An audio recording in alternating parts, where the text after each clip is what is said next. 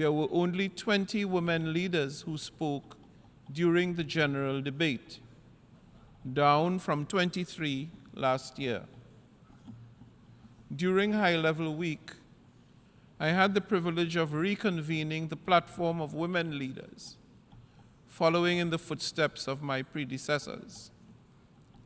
I spoke to many leaders of the need to recognize that women's voices, aspirations, and rights matter at every level, from the grassroots to the global stage.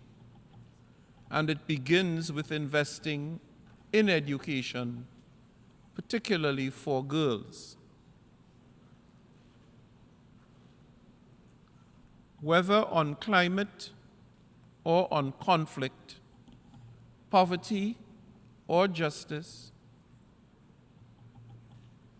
or peace, or strong institutions, these are not just global calls.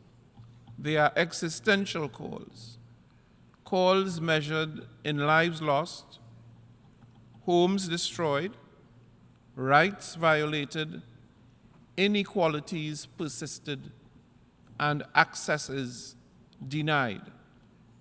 All these challenges demand that we reach further, that we engage fully in preparations for the Summit of the Future, and define the future of international cooperation amid multidimensional risks.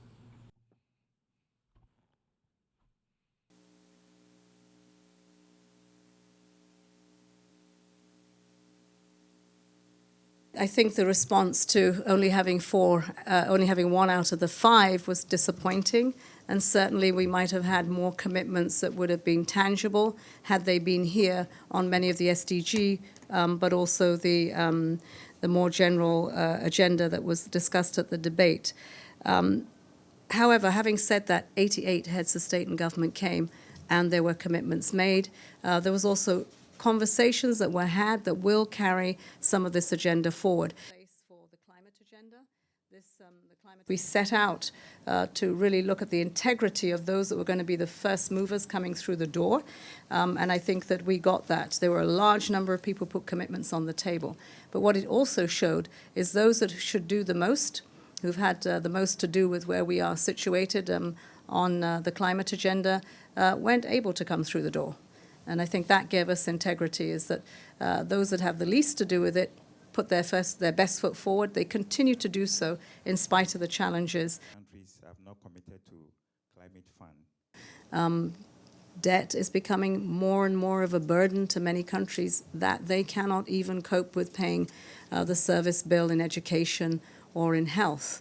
And hunger is very much a part of where the challenges are for import bills for many countries.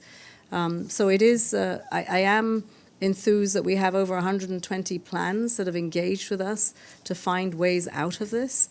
We're short of the resources, but that's why we're pushing for the SDG stimulus. That is a low-hanging fruit. That is something we can do with existing resources and institutions. And I hope by the end of this year we'll have something to say about that. Much. Thank you.